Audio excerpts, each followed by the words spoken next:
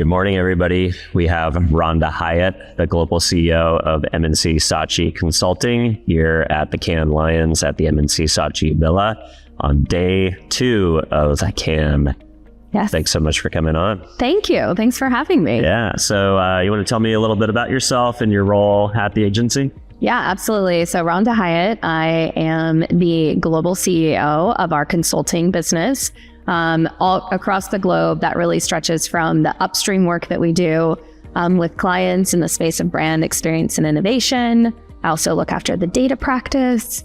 And I've been here for 11 years. So I'm one of the longest tenured people. I'm based in the US, but I do spend a lot of time in an airplane visiting all of our team. As all clients. Consultants do, right? Yes. It's very cool. Yeah. That's fascinating. I think I've heard a lot about the consulting firms buying up agencies and starting agencies, but I've never heard about an agency starting a consulting practice or having as part of their offering. Why do you think that was important for you guys to do? What does that bring to the network as a capability? Yeah, it's a great question. So MNC Saatchi has been on a transformation journey over the last couple of years. And, you know, our new CEO Zaid has been very focused on integration and how we just rally around the client need and better serve them. And one of the things that we looked at is, you know, we used to, back in the sort of starting days of MNC Saatchi, it was all about different businesses. We grew through acquisition and we were more independent businesses. And we said, hey, there's a lot of opportunity to be gained by bringing together. So what we found exactly, and better service clients too. They don't like those handoffs. They don't want to be constantly briefing new people. Yeah. So what we found is in consulting, before consulting came together, there were kind of 5 different businesses: a data business, an insight business, a brand design business, experience business, digital business. And we said, you know, when we bring those together and actually create sort of one team, one dream, we can achieve a lot better results internally, of course, but also externally for our clients and the way we go to market. So that's kind of how consulting was born. We really operate more upstream. And then actually that kind of synergy way of working really reignited the culture. And it actually makes it more seamless when we're working with the rest of our agency in terms of advertising, integrated comms, performance, and media. So it's a lot more seamless now versus trying to operate multiple companies within, you know, one unit, one siloed unit. Makes sense. Sounds like a lot of the offerings that you guys bundled together is around digital transformation, customer experience. So you guys are probably starting from, like you said, upstream with C-levels and helping modernize business processes and launching maybe new capabilities. And then, you know, once those things are ready for prime time, then they can get delivered to the marketing and comms teams. Absolutely. Yeah. My favorite brief is, we don't know what to do. That's the brief. I'm like, let's go. That is, we don't know what to do, because marketers are... There's a bit of that these days. There's so much, and the CMO tenures are really short. Yeah, 14 months. Or it's the lowest it's ever been. And we have also a lot of new CMOs. So the first wave of the millennials. Yes, new to role. And they're really just struggling to understand, you know, what do I focus on? What do I prioritize? And I think what's great about our team is there's a lot of seasoned expertise. We've been through it, and we work across categories, verticals, industries. And that really allows us to kind of understand the commonalities of growth problems. And that really helps make sure that we can help them navigate where they need to go and what are the right bets. So yeah, it's very upstream, but we're seeing around the corner, if you will, which really helps. Versus if we just jumped in, you know, further downstream, it is harder then to impact the upstream. Yeah, especially it sounds like you guys are hands-on keys, so to speak, where you're not just delivering, hey, here's what we found and here's how you should go and fix it and here's a deck to do it. Yeah. You're actually coming in and helping them solve problems as part of the team. 100%. Shoulder to shoulder. If we could all just go away from PowerPoint, we would all be very happy, but it is the medium of currency by which we have to communicate. Yep. But yeah, it's about problem solving, having real conversations, being data-led, insight-led, keeping consumers at the heart of what we're doing. But it's also understanding the marketing ecosystem. And it's just changing so rapidly with all the technology, et cetera. Yeah. And so we really want to be in the throes of it with our clients and helping them navigate that. I love it. So let's switch gears a little bit to Cannes. Tell me a little bit about what you guys are doing here this year. We're obviously in this beautiful villa up the hill. You guys are prepping for a fun party. Yes. But you mentioned before we turned on the camera that you're moderating some panels this week. You're participating in some. So what are some of the themes that you'll be rolling out this week from a thought leadership perspective? Yeah, absolutely. I mean, we are celebrating our 30th birthday, which is very exciting. I know. I can't believe I've been here for a third of the time, which is pretty wild. But, you know, I think the thing is, of course, the festival is all about creativity, right? And I work in the consulting business. So we're about creativity as well, but it's maybe a different kind of creativity. So for me, it's really thinking about the creative solutions. Creative mindset, how you're connecting different ideas. You know, we work a lot in innovation. So it's also understanding what's innovation and experience look like, and product look like.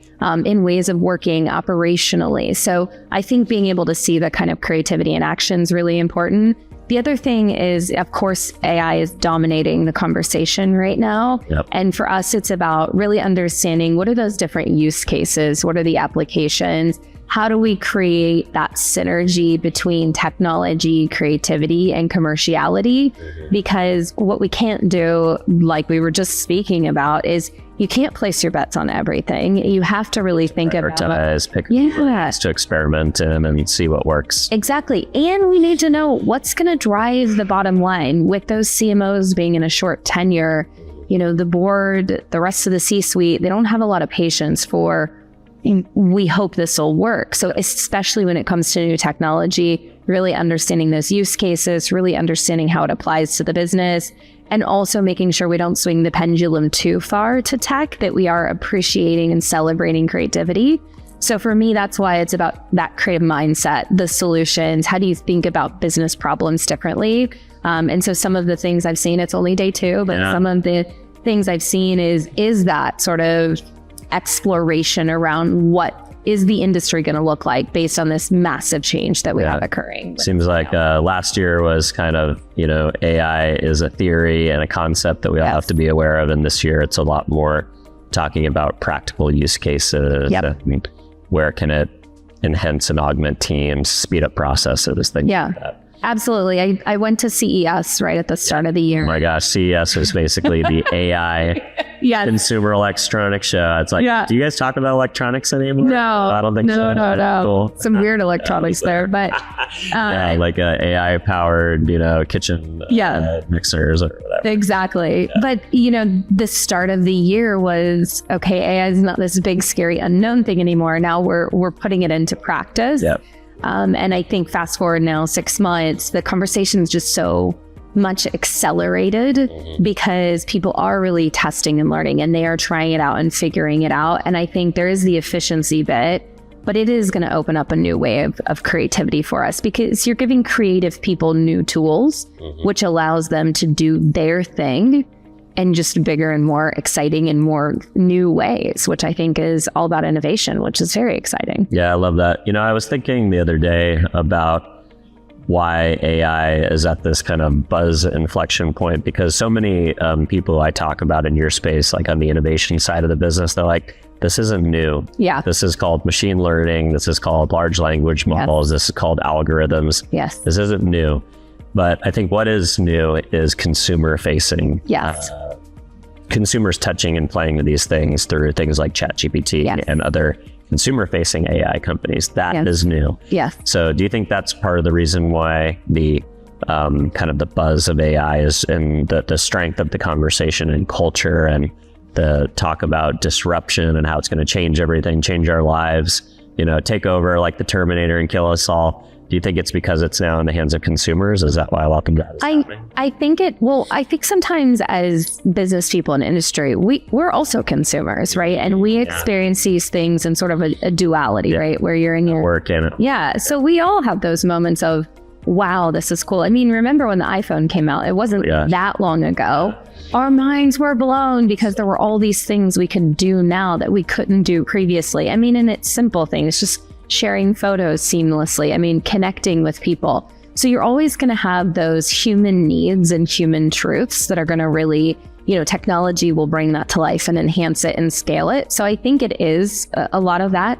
I think the other thing though is because we are so connected, culture has become so important. And I think brands are starting to think much more about how they are showing up in culture in the right way.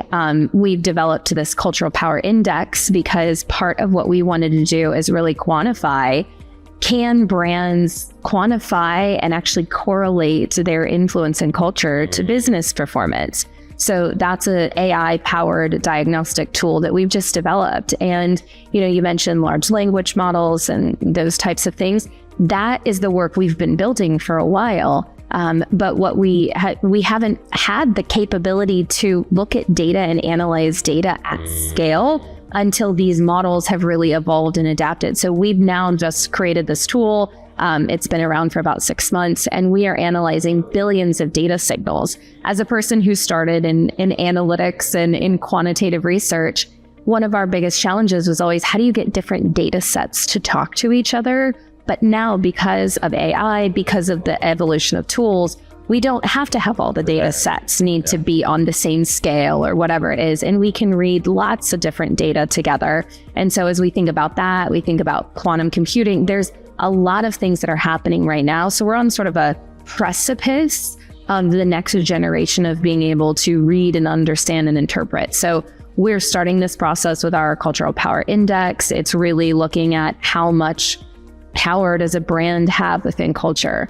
But as much as the sexiness of the, data and the technology is, it only matters if you're authentically connecting with human beings. So when we think about that from a brand side, that's where I think what MNC Saatchi stands for, and our creative spirit that has always guided us, as well as the way we've always interacted and thought about the world and culture. It is that authenticity. It's connecting with the right communities. It's being able to make sure that we're not just shoving a data point in front of you and being like, this is the answer. That's part of the answer, but also is connecting with humans and understanding insight and all of that really surrounds it.